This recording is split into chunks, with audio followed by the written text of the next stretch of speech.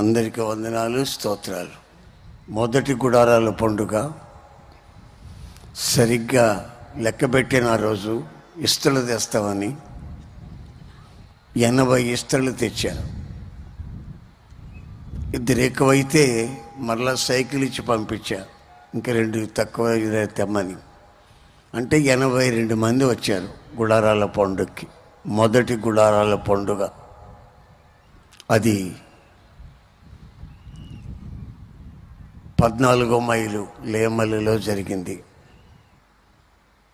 అక్కడ రోడ్డు ప్రక్కన పోరంబోకు స్థలంలో చిన్న గుడిసె వేసి ఆరాధన చేస్తున్న ఆ పరిచర్య ఈ రోజున మీ కళ్ళకి కనబడుతున్నటువంటి ఇంత పరిచర్యగా మారింది.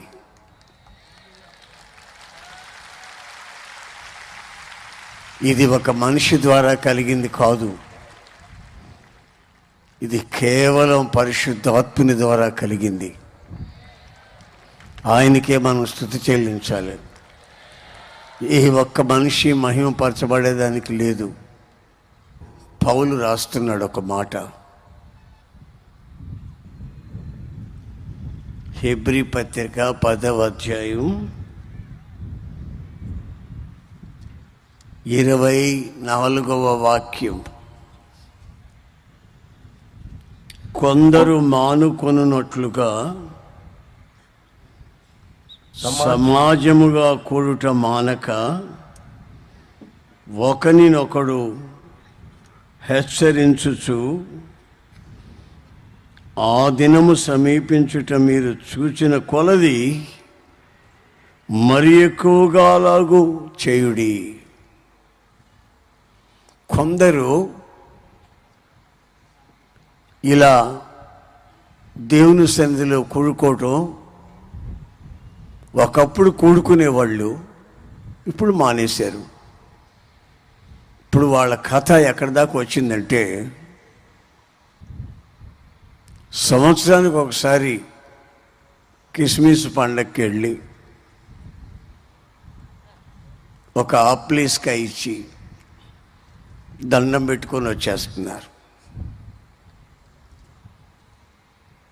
ఏమిటి దానివల్ల నీకు ప్రయోజనం? దినములు చెడ్డవి, సమయమును సద్వినియోగం చేసుకోవాలి. అజ్ఞానుల వలె నడవకుండా జ్ఞానంగా ప్రవర్తించుకోవాలి. దేవుడు మనకిచ్చిన వయస్సు దాటిపోతే మళ్ళా చిన్న వయసు మనకు రాదు కదా. దేవుడు మనకిచ్చిన సమయం మనం వ్యర్థం చేసుకుంటే మరలా ఆ సమయం మనకు రాదు కదా. అందుకే సమయము సద్వినియోగం చేసుకునే జ్ఞానుల వలె నడుచుకోవాలని లేఖనాలు చెబుతున్నాయి. కొందరు మానుకుంటున్నారు. నేను సంగతి మీకు చెప్తాను వినండి. ఒక తల్లి నా దగ్గరకు వచ్చింది. ఏమండి పాస్టర్ గారు, ఏసన్న గారు, చెట్టు కింద ప్రార్థన చేస్తే దేవుడు వినడా? వింటాడా వినడా? పొలంలో పోయి ప్రార్థన చేసి దేవుడు వినడండి? ఇంట్లో ప్రార్థన చేస్తే దేవుడు వినడా? వింటాడమ్మా, ఎందుకు వినడు? ఎక్కడ ప్రార్థన చేసినా ఆయన వింటాడమ్మా. మరి ఈ చర్చిలు ఎందుకు కడుతున్నట్టు అని అడిగింది. పని లేక అన్నా. చేయకూడదని కాదు, చేయగలిగితే పెద్దలందరూ కలిసి ఒక నిర్ణయం తీసుకొని, మన ఇళ్లల్లో ఉన్న పరిస్థితులు వేరు, పరిశుద్ధ దేవుని మందిరంలో ఉన్న ఆ పరిస్థితి వేరు. మనం అక్కడ సమాజముగా కూడాలి. ఎక్కడైతే మనం దేవుని పేరిట సమాజంగా కూడుతామో, ఇప్పుడు నేను ఈ మధ్య టీవీలో చెప్తున్నా, నేను చెప్పే వాక్యం మీరు అక్కడ వింటున్నారు, మరి ఇక్కడికి ఎందుకు పిలిపించినట్టు? మీకంతా ఇక్కడ మంచాలు వేసామా, దుప్పట్లు ఇచ్చామా, మీ బాగోగులు చూడగలుగుతున్నామా ఇంతమందికి? మరి ఇక్కడికి ఎందుకు పిలిపించినట్టు? సంవత్సరానికి ఒకసారి తప్పనిసరిగా రావాలి. మీరు సమాజముగా ఇక్కడికి కూడి వచ్చి మీ ప్రాంతాల్లో ఉన్నటువంటి పరిశుద్ధ ఆలయముల్లోకి కూడి వచ్చి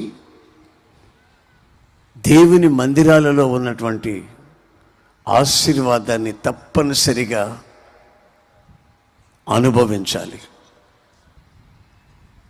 కొన్ని మందిరాలలో పవిత్రతకి భిన్నంగా అపవిత్రత, నటన, ఇవన్నీ కనిపిస్తూ ఉంటాయి. నీ ఆత్మకి క్షేమము కలిగే, నీ ఆత్మ క్షేమాభివృద్ధి కలిగే విషయం ఏమై ఉంటుందో, అది ఎక్కడుందో వెతుక్కొని అక్కడికి వెళ్ళి నువ్వు ఆ కార్యక్రమాలు అనుభవించాలి. కూడినప్పుడల్లా ఏమేమి జరుగుతూ ఉంటుంది. మీరు ఇలా కూడారనుకోండి, ఒకరి సాక్ష్యాలు ఒకరు వింటారు. ఒక ప్రాంతం వాళ్ళు ఇంకొక ప్రాంతం గురించి తెలుసుకుంటారు. మీకు దేవుడు ఏం చేశాడో వాళ్ళు వింటారు, వాళ్ళకి దేవుడు ఏం చేశాడో మీరు వింటారు. విన్న వాక్యాన్ని మీరు నెమరు వేయాలి. అది మీకు శక్తిగా, బలంగా మార్చబడుతుంది. కొందరు మానుకుంటున్నారు. అలా మీరు మానుకోకండి. లోకంలో ఉన్నవి సమస్తం శాపంగా మార్చబట్టు మీరు చూస్తున్నారు. హత్యలు, యవనస్తుల జీవితాలకు శాపాలు, ఈ సినిమా ముచ్చట్లు, ఈ దరిద్రత అంతాను. నిండు 100 ఏళ్ల జీవితాల్లో యవనస్తులకి ఆ పనికి మాలిన సినిమాల వల్ల, పుస్తకాల వల్ల, వాళ్ళు వాడుతున్న సెల్ ఫోన్ల వల్ల వాళ్ళ జీవితాలకి శాపం కలుగుతూ ఉంది. ఈ భయంకరమైన దినంలో మనము, మన పిల్లలు ఎలా ప్రవర్తించాలి? మనల్ని చూసి అన్యజనులు ఏ విధంగా భయపడాలి అనేది మొదట మనం తెలుసుకోవాలి. ఒకసారి యేసు ప్రభు ఒక ఊళ్ళో ఉన్నాడని తెలిసిందండి. తెలిసిన వెంటనే ప్రజలు గుంపులుగా వచ్చేసారు. వాళ్ళల్లో ఒక పక్షవాతం జబ్బుతో ఉన్న వాడిని తీసుకొచ్చారు. మంచం ఎత్తుకొని వచ్చారు. ఆ ఇంట్లోకి వెళదామంటే చోటు లేదు.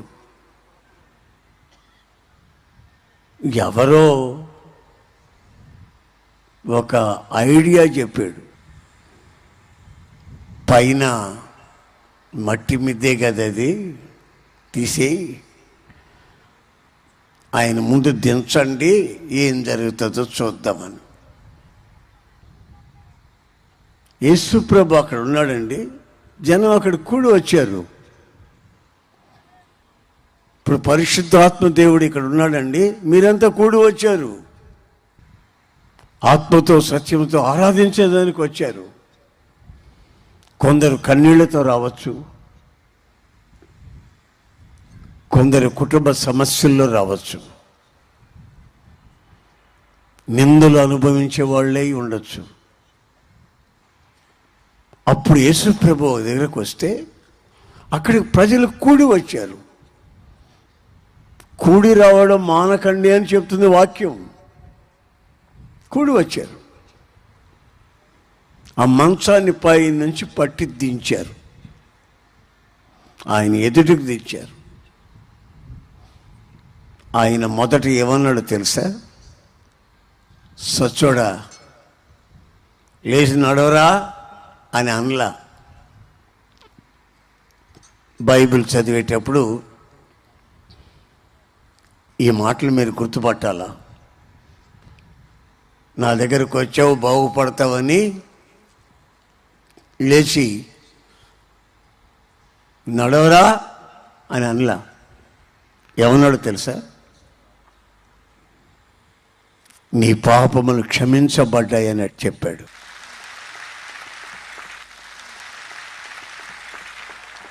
సచ్చోడు సచ్చు బాగుపడటం ముఖ్యమా, తన పాపములు క్షమించబడడం ముఖ్యమా? ప్రపంచంలో ఇప్పటికి ఎవ్వరూ కూడా నేను నీ పాపాన్ని క్షమిస్తాను అన్నవాడు లేడు. దేవుళ్ళు అని పిలువబడే వాళ్ళు ఉన్నారు, మహాత్ములని పిలువబడిన వాళ్ళు ఉన్నారు. నీ పాపాన్ని క్షమిస్తాను అనేవాడు ఎవ్వడు లేడు. క్షమించగలిగితే యేసు ప్రభు ఒక్కడే క్షమించగలడు. ఆయన మాటలో కానీ, నడకలో కానీ, పడకలో కానీ, చూపులో కానీ పరిశుద్ధత మాత్రమే మనకు ప్రకటించాడు.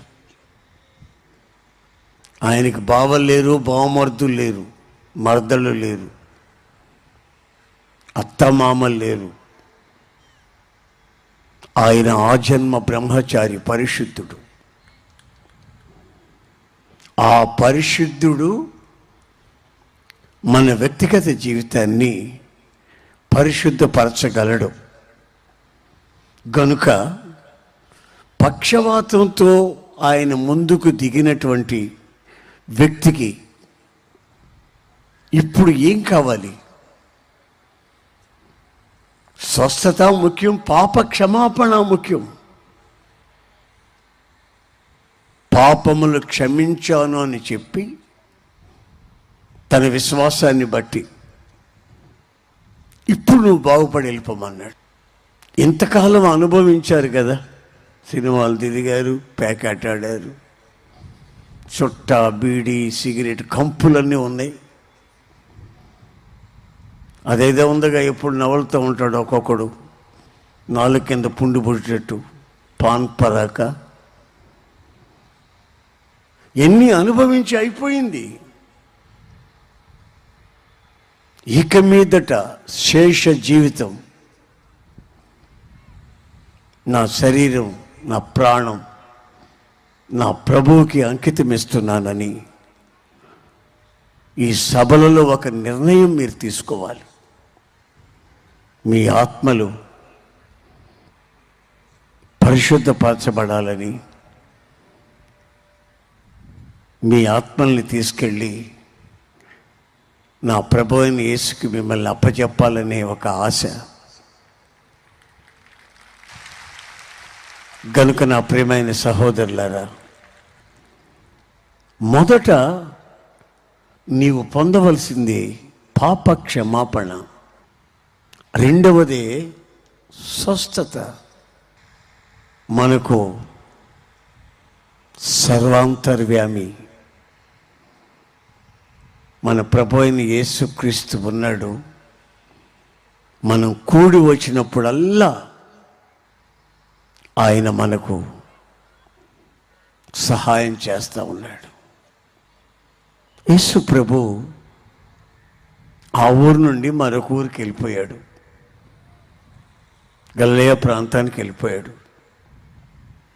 వెళ్ళిపోతే ఆయన ఎక్కడున్నాడోనని ఆచూకీ చూసి అక్కడికి వచ్చేసారు. గుంపులు గుంపులుగా, అన్నం కూడా తినేయకుండా, నిద్రపోనీయకుండా వచ్చేసారు. గుంపులు గుంపులుగా వచ్చేసారు. అక్కడికి కూడి వచ్చారు జనం, అరణ్యానికి. అక్కడ రాయబడిన మాట ఏమిటంటే, ఆయనకున్నటువంటి అలవాటును బట్టి వాళ్ళకి బోధింపసాగెను. యేసు ప్రభువుకి ఒక అలవాటు.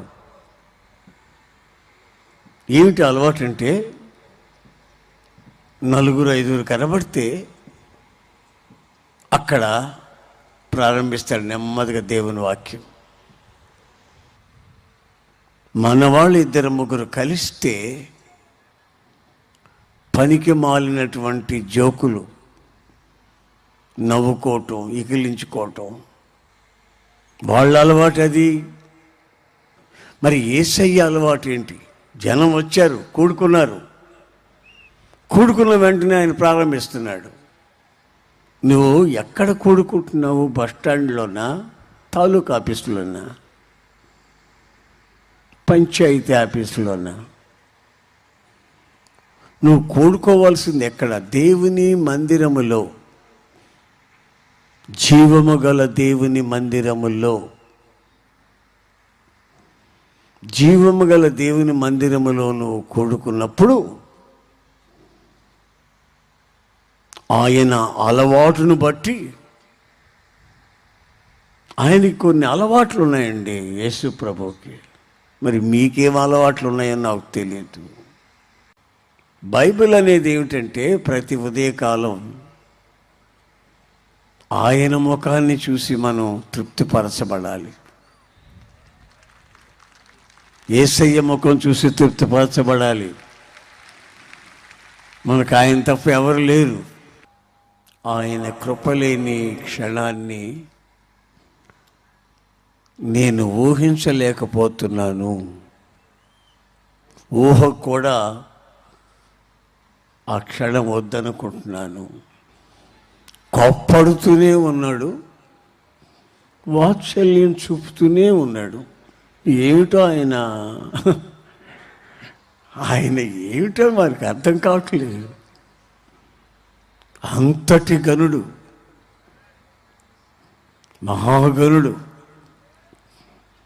ఆయన ఏమైనా చేయగలడు. ముందుగా ఒక మాట చెప్పాను. కూడి వచ్చినప్పుడు పక్షవాతం జబ్బోడికి పాప క్షమాపణ కలిగింది అని చెప్పాను. రెండోదిగా చెప్పాను, ప్రజలు కూడి వచ్చినప్పుడు అలవాటును బట్టి ఆయన ప్రసంగం చేయటం ప్రారంభించాడు. ఆయనకి ఆ అలవాటు. ఇప్పుడు ఒక చిన్న మాట చెప్తా. ఒక భక్తి గల కుటుంబం ఉండేది. వాళ్ళు ప్రార్థన చేసుకుంటుండేవాళ్ళు. దేవదూత కనబడి, పలానా ఊళ్ళో సేవకుడు ఉన్నాడు, పిలిపించి ఇంకా వాక్యం ఎక్కువగా చెప్పించుకోమని దేవదూత చెప్పాడు. వెంటనే ఇతను అక్కడికి మనిషిని పంపించాడు. ఆ దైవజనుడు పేతురు వచ్చాడు. అప్పుడు ఈ శతాధిపతి ఏమంటున్నాడంటే, అయ్యా, మీరు మా ప్రాంతానికి రావడం మంచిది. దేవుని సన్నిధిలో మేమంతా కూడి ఉన్నాము. దేవుడు నీకు ఆజ్ఞాపించే సంగతులు ఏమిటో అవి మాకు చెప్పండి. దైవజనుడా, నీకు దేవుడు చెప్పే మాటలు, ఆజ్ఞలు అవన్నీ మాతో చెప్పండి. మేము వినుటకు సిద్ధంగా ఉన్నాం, అలా చేయుటకు ఆశిస్తున్నాం. వినుట మాత్రమే కాదండి, విన్న విషయాన్ని ఆచరించుటకు కూడా మీరు ఒక నిర్ణయం తీసుకోవాలి. ఒక చెవిలో విని ఒక చెవిలో వదిలేయకూడదు. విన్నదాన్ని ఆచరించాలి. చివరి వరకు మనం ఈ ఆత్మ సంబంధం అనే జీవితంలో నిలిచి ఉండాలి. దేవుని వాక్యం అలా ప్రకటిస్తుంది. మరొక చోట ఏమని రాయబడి ఉందంటే, మీరంతా జీవము గల దేవుని మందిరానికి వస్తున్నారు, బాగానే ఉంది. కూడి వస్తున్నారు, అంతా బాగానే ఉంది. 20 మంది వచ్చే చోట్లు ఉంటాయి, 50 మంది వచ్చే చోట్లు ఉంటాయి, 1000 మంది వస్తారు, 2000 మంది వస్తారు, బాగానే ఉంటాయి. కానీ జీవము గల దేవుని మందిరంలో ప్రజలు ఎలా ప్రవర్తించాలనో ఆ ప్రవర్తన తెలుసుకోవాలి అంటాడు. ఆ ప్రవర్తన చాలా జాగ్రత్తగా ఉండాలి. మనం అనుకునే స్వస్థత కానివ్వండి, క్షమాపణ కానివ్వండి, వీటంతటికి మూలం మన ప్రభు అయిన యేసుక్రీస్తు. ఈ లోకంలో రోమా ప్రభుత్వాన్ని గడగడలాడించి సమాధి నుంచి లేచి దైవ కుమారుడుగా నిరూపించబడ్డాడు నజరేయుడైన యేసు. నజరేయుడైన యేసు, నజరేయుడైన యేసు. తలలు వంచండి, ఒక చిన్న ప్రార్థన చేస్తాను. నాన్న తండ్రి, ఆమేన్.